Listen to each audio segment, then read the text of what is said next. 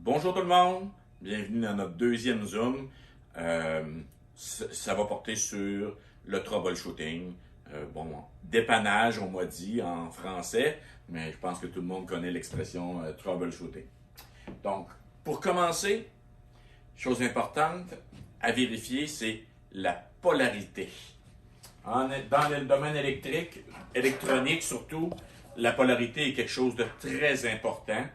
Alors, pour tester la polarité, il y a deux manières. Il y a un petit gadget qui se vend, pour ne pas nommer Mastercraft, qui se vend, puis avec ça, vous avez rien qu'à brancher ça comme ça, puis ça vous dit si la polarité est bonne, si tout est correct.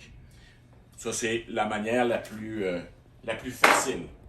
Deuxième manière de faire, avec un bon multimètre, effectivement, tout ce que vous avez à faire, on sait qu'en électricité, le courant électrique arrive du côté de la petite patte, toujours. Donc, mettez un des fils en mode voltmètre, vous mettez un des terminaux dans le ground, puis vous le connectez du côté de la petite patte, et mon courant affiche 121 volts. Est-ce qu'on voit bien, Martin? Parfait. Donc, là, je suis sûr que ma polarité, dans ce cas-ci, dans mon extension, la même chose à la prise de courant, que ma polarité est bonne. Quelque chose de très important parce que en électronique, ils n'aiment pas ça, l'électronique, quand que le courant arrive par en arrière au lieu d'arriver par en avant.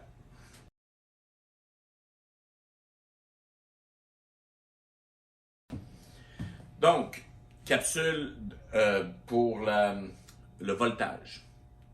On a vérifié la polarité. C'est la première chose que je fais lorsque j'arrive sur un problème qui est de source électrique, électronique. C'était la polarité. La deuxième chose, c'est de s'assurer qu'on a du 120 volts. Parce que oui, ça m'est arrivé d'arriver sur des jobs, sortir mon multimètre et direct, j'avais pas du 120 volts. Alors, c'était facile à régler. Donc, on vérifie notre voltage. Là, c'est une extension. Normalement, vous vérifiez dans votre prise de courant, j'ai bien du 120 volts. Une fois que j'ai vérifié dans ma prise de courant, dans ce cas-ci de l'extension, je refais une autre vérification. Pourquoi? La simple et bonne raison, c'est que ça peut arriver que mon fil électrique, qui est le fil noir qui arrive là avec l'appareil, ça peut arriver que le fil soit défectueux. Je l'ai déjà vécu sur une job.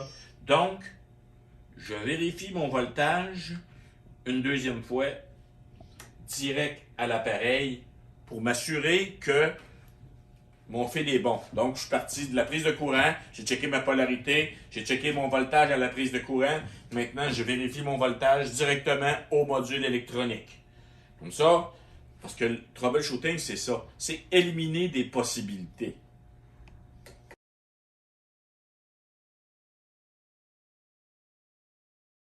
Donc, rendu à la deuxième vérification, après la polarité et le voltage, on vérifie le flame sensor. Le flame sensor, sur votre module électronique, il y a un dessin, c'est ici, c'est ce petit icône-là. Pour tester notre flame sensor, on a besoin de notre multimètre en mode microampère. On déconnecte le fil du flame sensor. On vient connecter notre terminal du testeur. On prend le fil rouge du testeur et on se connecte sur le terminal. C'est ce qu'on appelle se connecter en série. C'est-à-dire que le courant pour s'en aller au flame sensor, il va passer par mon testeur avant d'aller là. Pour savoir si mon flame sensor est bon, on devrait avoir entre 2 et 2.3 jusqu'à 3 volts, jusqu'à 3 microampères DC. Donc, j'allume le foyer. mon ampérage est toujours un peu plus bas avant qu'il soit allumé. Une fois que le foyer est allumé, c'est là qu'on voit l'ampérage. Regardez. En masse bon, 3.2, 3.3, 3.4, ça joue là-dedans.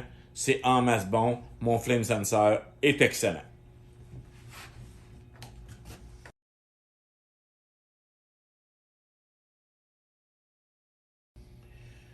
Donc, on est rendu à vérifier la pression de gaz.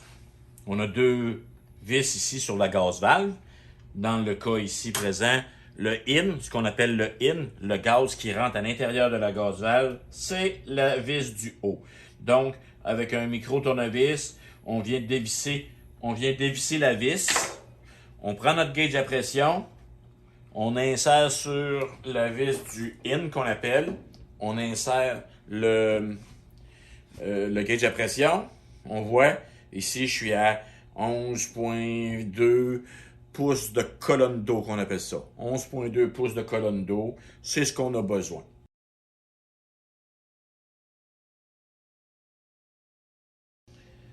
Donc, une fois qu'on a vérifié le in, le gaz qui arrive à la pression, on avait 11 pouces de colonne d'eau, on l'a vérifié. On va sur la deuxième vis, qui est le out, qu'on appelle de la gaz valve. Le out de la gaz valve, la même chose. On dévisse la petite vis, on connecte le gauge à pression, on allume le foyer, il faut attendre que le foyer soit allumé, puis on devrait avoir une drop au propane entre 6 et 8 pouces de colonne d'eau. Donc, au maximum de la télécommande, je devrais être autour de 8 pouces de colonne d'eau. 7.7, c'est bon. Après ça, malheureusement, je peux pas vous montrer. C'est un Pro Flame 1. Et puis, donc, je suis pas capable de baisser, mon gaz. Mais si je réduis mon intensité, c'est-à-dire avec un Pro Flame 2, si on réduit la hauteur de la flamme, là, on coupe le pourcentage de la gaz valve, on devrait descendre autour de 6 pouces de colonne d'eau.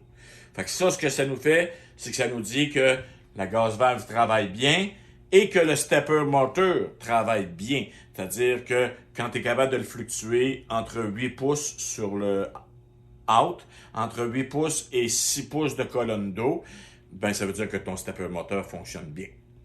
C'est une manière de vérifier le stepper motor et en même temps ta gaz valve au niveau de la pression du gaz.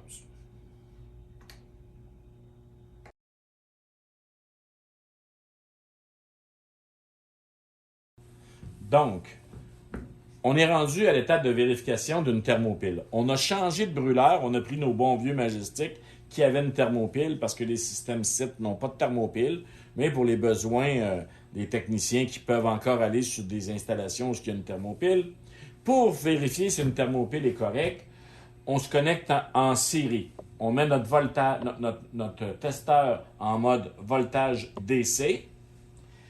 De là, on se met en série avec les deux fils du thermopile.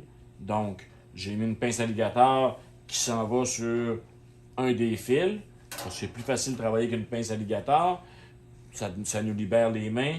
Puis sur l'autre, je viens connecter mon fil. Je suis à 600 volts.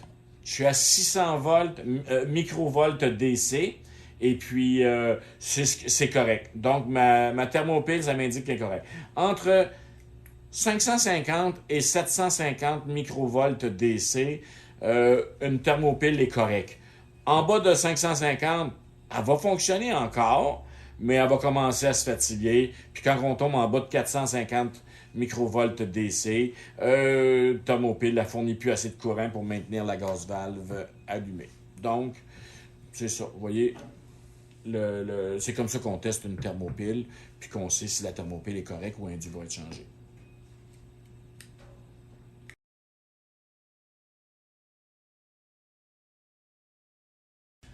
Donc, un test qu'on peut faire aussi, c'est lorsqu'il y a des fusibles sur le board électronique, ben, on met en mode ohmmètre sur continuité sonore. J'ai au préalable déconnecter mon module de l'électricité pour pouvoir isoler, tester. Donc, ça sonne, ça veut dire que j'ai une continuité électrique. Ça veut dire que ma fusible est bonne.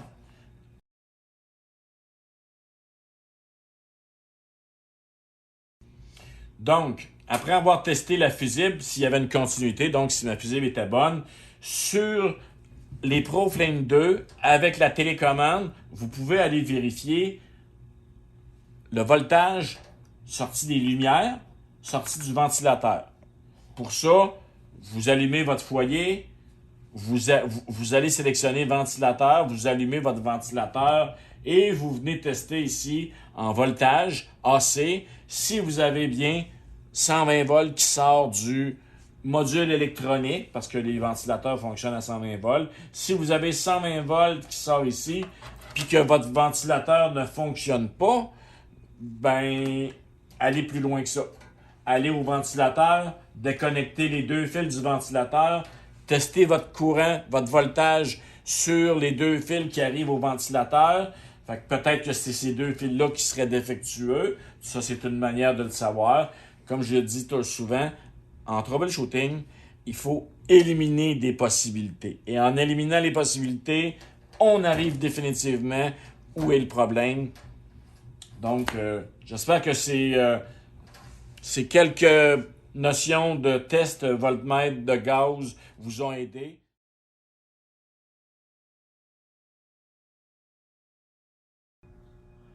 Bonjour tout le monde. Suite de nos capsules troubleshooting, je voudrais vous parler quelque chose qui est arrivé dans le cadre des pilotes assemblés. Quelque chose qui appartient plus aux manufacturiers du pilote assemblé.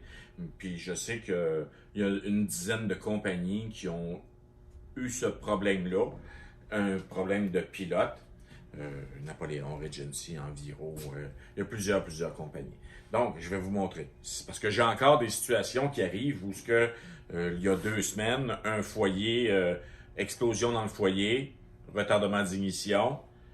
C'était un modèle de foyer qu'il fallait remplacer le pilote assemblé. Donc, si vous faites des calls de service, des entretiens de nettoyage sur des foyers Enviro, on va parler des produits Enviro, et que vous voyez ce modèle de pilote assemblé-là, peu importe l'année du foyer, si vous voyez le modèle de foyer qui est la tête de pilote qu'on doit la déplacer pour déplacer, si on le veut, au naturel ou au gaz propane, ben, enlevez ça. Enlevez votre pilote assemblé, puis mettez la nouvelle génération des pilotes, qui est ce modèle-là, qui n'a pas de lamelles, qu'on doit inverser la tête du pilote dans le cas du naturel ou du propane. On inverse ça. C'est absolument nécessaire parce qu'il y a encore des situations qui arrivent avec des retardements d'émission. Ce que ça faisait, le problème qui était provoqué par le pilote, c'est que la petite lamelle était dans une matière pas adéquate et puis elle se détériorait avec le temps, puis elle rapetissait. Donc, ça faisait des pilotes avec une petite flamme. Donc, pour que le foyer s'embrase, il y avait pas la capacité du pilote assez puissant. Ça faisait un retardement d'émission. Et bon, on sait tout ce que ça fait, un retardement d'émission. Là, les bûches se déplacent dans le foyer, les trappes anti-explosion se défont, des choses comme ça. Alors, important, je le répète parce que ça fait quand même 2 ans de ça, mais j'ai encore régulièrement des appels pour des foyers qui ont des retardements d'émission. Fait que c'est important, quand vous faites un nettoyage, un call de service, vérifiez si vous avez un modèle de pilote avec la petite lamelle, arrachez ça, réclamation de garantie dans mes produits Enviro, peu importe l'année du foyer.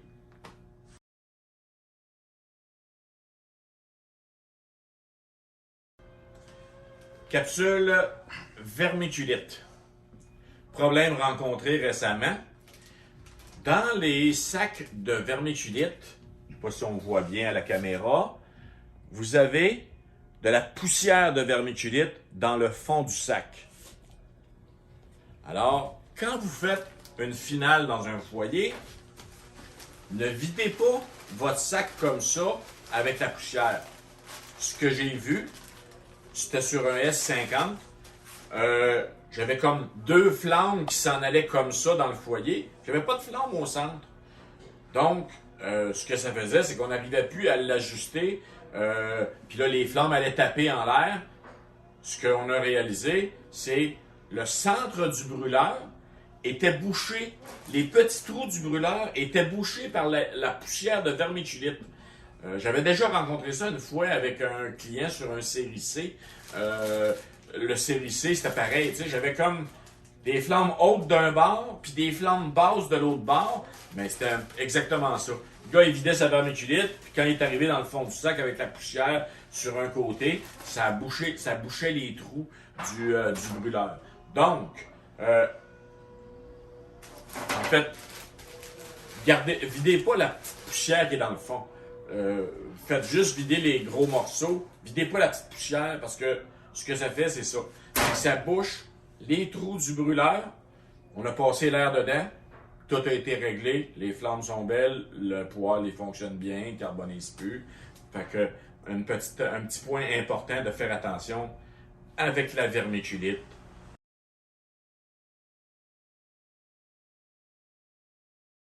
On va passer à la suite qui est des questions. Peut-être qu'il y a des choses que j'ai oublié de tester. Ça va me faire plaisir d'entendre des techniciens me le dire. Puis on pourra compléter avec ces choses-là. Merci beaucoup.